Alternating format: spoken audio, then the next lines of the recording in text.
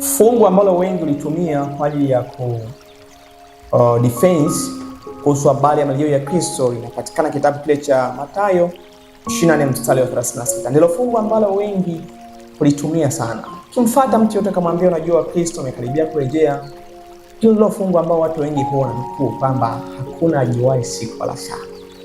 Je, ni kweli wakati huu wa mwisho watu hawatafahamu marejeo ya Kristo? Je, kama Kristo aliweka uficho wa marejeo yake, ni nani anayetaka okolewe sasa? Sababu kama hatutafahamu dalili za marejeo ya Kristo, maana yake ni kwamba Mungu hataki watu wake waokolewe.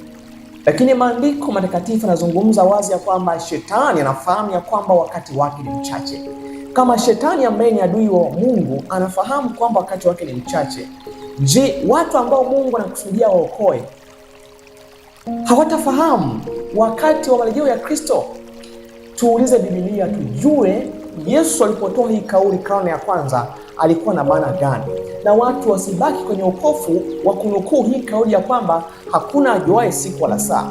Na maandiko yanasema kwamba wenye hekima watatambua, kulingana na kitabu cha Danieli sura 12. Wenye hekima ni wapi? Lakini maandiko hayo yanasema kwamba wale ambao ni waovu na wabaya hawatatambua marejeo ya Kristo. Kuna makundi mawili tu, wenye hekima ambao watatambua, lakini na wabaya ambao hawatatambua.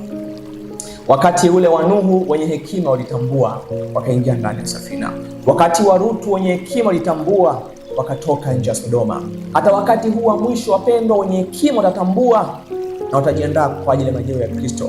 Hata wakati wa Kristo ule mwaka wa 70 wenye hekima walitambua, katoka Yerusalemu kabla ya maangamizi.